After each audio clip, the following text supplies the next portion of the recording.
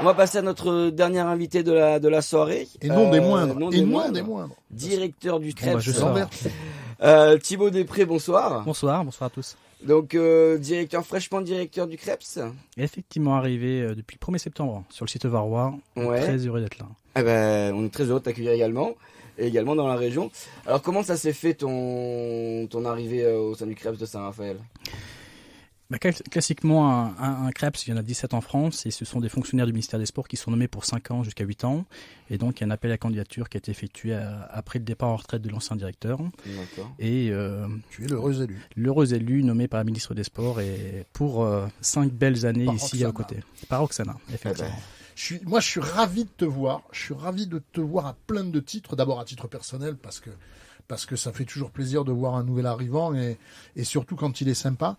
Mais ensuite parce que à titre de conviction, et tu vas voir, tu seras pas content de ce que je vais dire, mais c'est bien fait.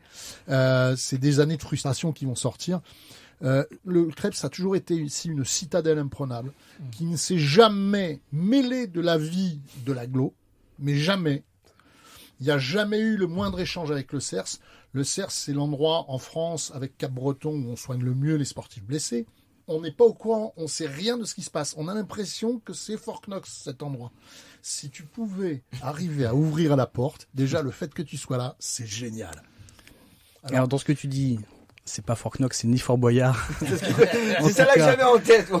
J'avais l'équipe dans la tête. C'est un bel établissement, 1883. Enfin, toute l'histoire du Krebs, je ne le referai pas, mais dans ce que tu évoques, c'est que je m'aperçois qu'il y a un manque de communication. Parce qu'effectivement, avec le CERS, on travaille depuis des années. On va re-signer la convention avec Gilles Laurence là la semaine prochaine pour accueillir des jeunes du CERS, venir utiliser les installations du Krebs pour pouvoir continuer leur éducation.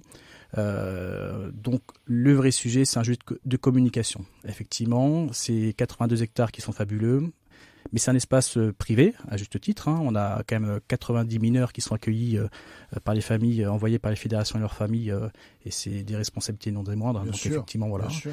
Et il faut qu'on continue, Jean-Charles est présent là pour l'ANSEM, à communiquer sur les conventions qu'on met avec Saint-Raphaël et Fréjus, où tous les soirs, week-end compris, on a quand même des dizaines et des dizaines de pratiquants des deux collectivités, voire de plus, pratiquer et fouler les installations sportives du Krebs. Et c'est le genre de message que je souhaite aussi faire passer ce soir. C'est ni Fort Knox, ni Fort Boyard, mais en tout cas, il faut qu'on précise que le Krebs, c'est un lieu de pratique de haut niveau et de très haut niveau, mais également, je dirais, accessible aux adhérents et licenciés des clubs de proximité. Voilà, c'est ça qu'il faudrait qu'on mette en avant. On profite que vous soyez là tous les deux, Jean-Charles également. Admettons, je suis, malgré mon grand âge, adhérent à l'AMSELF. Je fais du 1500 mètres. J'ai envie d'aller m'entraîner pour progresser sérieusement.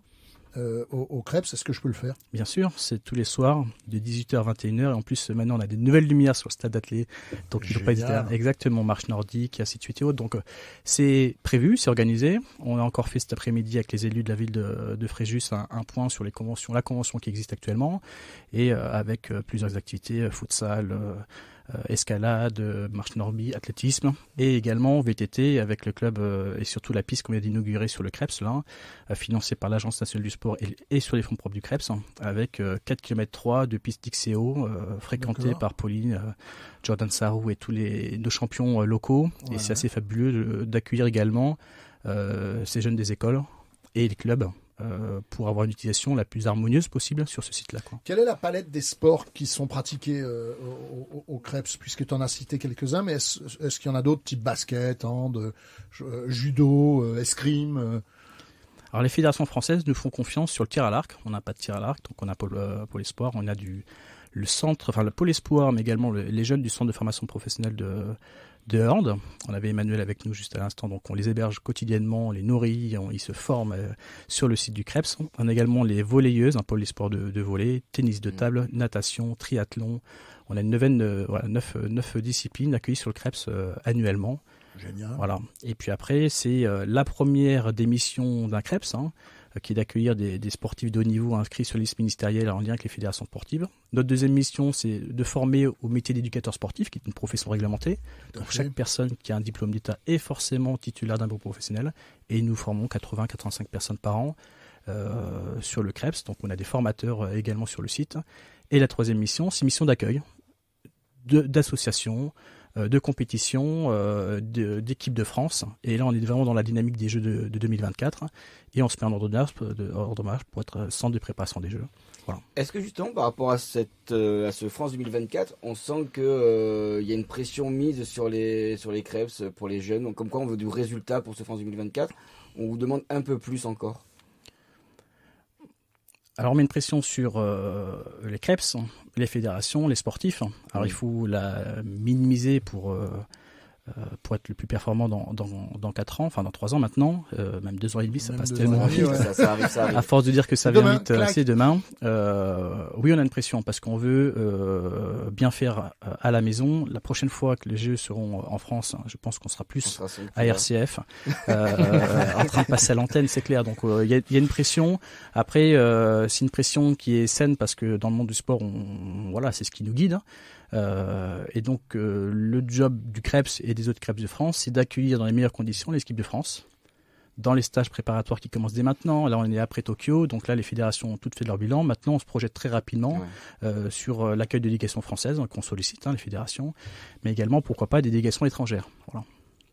Est-ce que tu crois que l'objectif des 60 médailles est atteignable?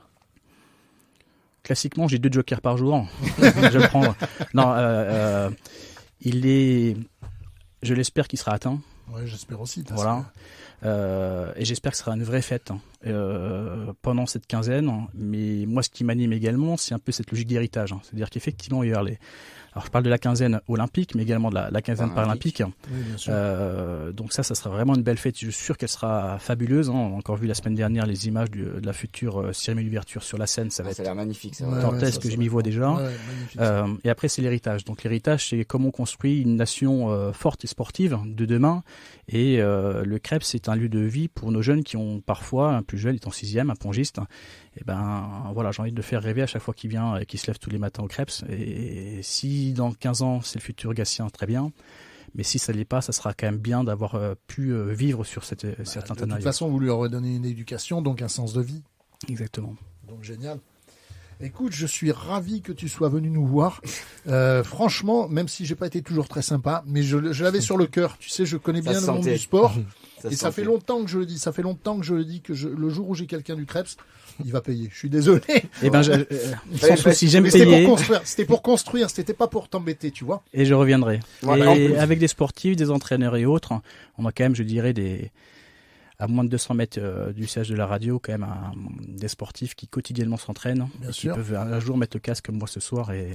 Génial. Avec grand plaisir. Acceptons-en l'augure. On plaisir. saura être suffisamment sympa pour faire en sorte que ça se fasse. Et on pourra le rappeler Fort Boyard ou Fort Knox. Voilà, tout à fait. Ça va rester très bien. Monsieur, merci beaucoup. Merci à vous.